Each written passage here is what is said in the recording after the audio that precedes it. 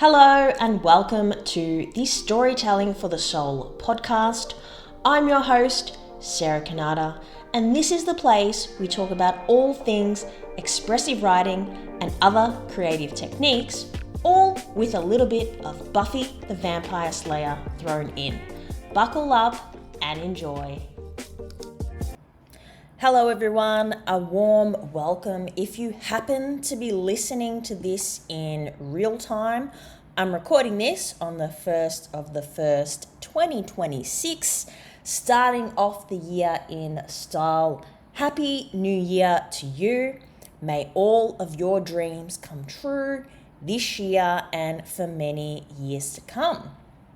Now, today's pod is going to be based on an article that has been doing extremely well, and I thought I'd give some audio to the blog that is available on my website. So, if you like this article, if you like what I'm talking about, don't worry about taking notes unless you want to add your own notes, of course, to what I'm saying, because the actual article and the points that I'm going to be speaking about are available at my website, sarahkanata.com. I'll pop the link in the show notes as well. So, it's the 1st of January.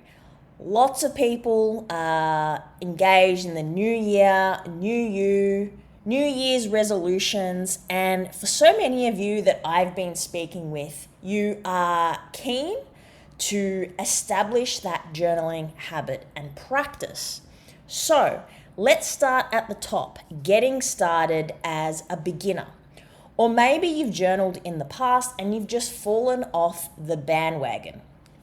What I am really keen on is breaking down journaling into its simplest possible form for you so that you can actually build this habit.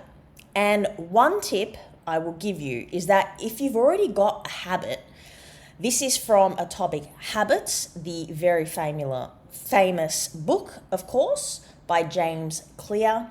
Habit stacking is wonderful. So if first thing in the morning you have your coffee, and that is something that's down pat, you don't even think about it anymore, try adding journaling to that habit. Or maybe at night, before you wind up and go to bed, you have a lovely tea. Add journaling to that habit. So anything that you're already doing, adding journaling onto that will just help you out, especially at the beginning when you are getting started. So, some quick fire tips for beginners or those who are looking to get back into the practice.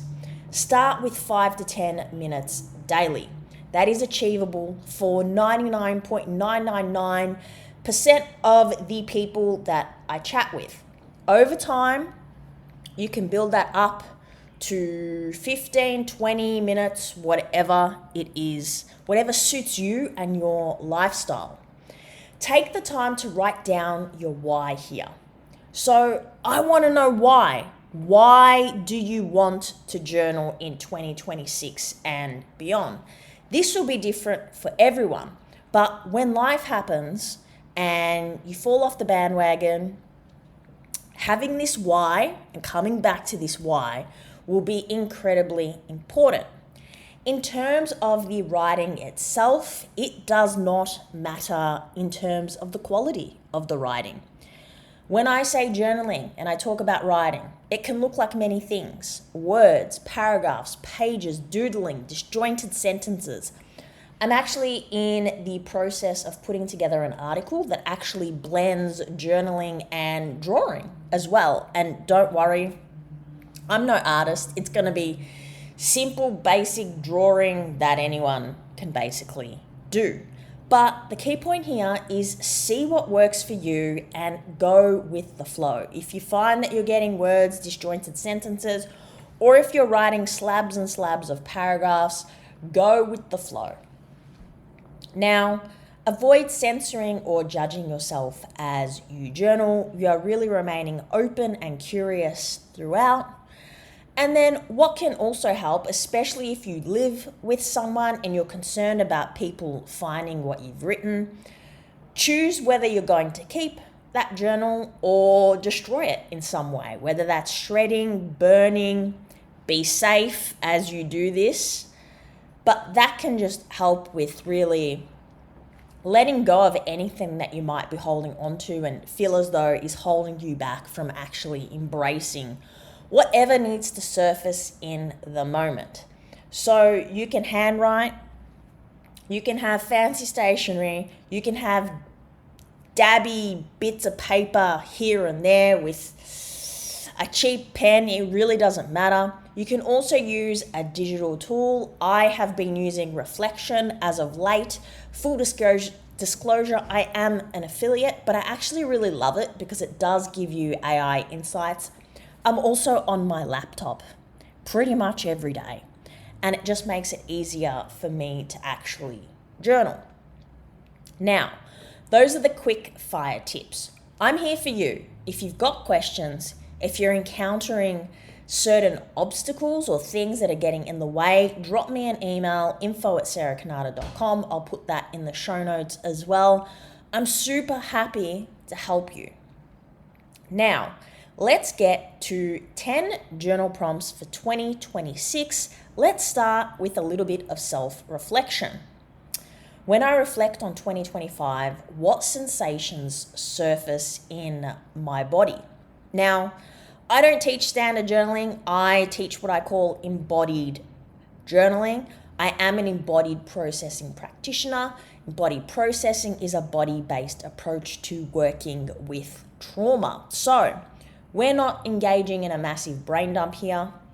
As we are writing, we are focusing on what's happening in our physical body from the neck down. I actually teach a process in terms of doing this in a safe and supported way. I use something called a resource, which is anything internal or external to you that can help you to feel safe, grounded, supported, comforted. If those words or that language does not resonate with you, just think of the opposite of overwhelm. That's the short and sharp version. I have some guided meditations that I'll be very happy to share with you if you are interested in that. But the reason that I teach the resource as part of journaling is because journaling can be triggering. So it's important that we have that resource to come back to whenever our nervous system tips into that state of overwhelm. So I am by no means, full disclosure, a nervous system expert or a trauma expert. However, I have done the embodied processing training, so I have an awareness of the nervous system and trauma. So I'm very passionate about this work. Again, just reach out if you'd like the meditations or any more information about resourcing. On to journal prompt 2. What surprised me the most about the past year? Number 3.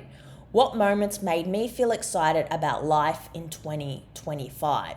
So this is really just looking at what happened and having that self-awareness about what's happened and how it's led you to where you are today.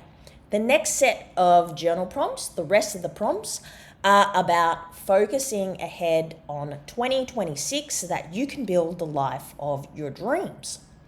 Where in my body am I carrying tension as we move into 2026? So many of us walk around the world completely disembodied and ignoring what our body is actually communicating to us. And there's a bunch of wisdom in the physical body that most of us just don't pay any attention to until there's pain or our body is screaming at us in a certain way. And obviously we don't want to go down that path. Prevention is always better. What am I ready to release or soften as the new year begins? What is life like for you right here, right now? Because the reality is, sure, we have these concepts of the past and the future, but all we really have is this moment. Life happens in this moment, right here, right now. What feeling do I want to embody in 2026? What has been lying dormant inside me that I'm ready to explore in 2026? coming up to the last couple here, how can I honor myself each day, not just at the start or the end of the year? Because the thing is, change of any kind happens daily. Not just on the 1st of January, not just on the 31st of December, but every single day. Building momentum. That doesn't mean every day is going to be a wonderful, fantastic day where you feel like you're a superstar. But every single day counts and matters. And our last journal prompt. If anything is possible in 2026, write down 5 things that would take place over the course of the year. Now, think larger than life with this one. Because the thing is, if you believe it, you most certainly can achieve it. I'm going to leave this podcast here. I will be back next week with another episode. As I said, Happy New Year and wishing you all the best for 2026. For that article, head over to my website, sarahkanata.com. If you've got any questions or anything at all, if you want to reach out and have a chat, please email me, info@sarahkanata.com. All of the links will be in the show notes, but have a fantastic rest of the day whenever you're listening to this.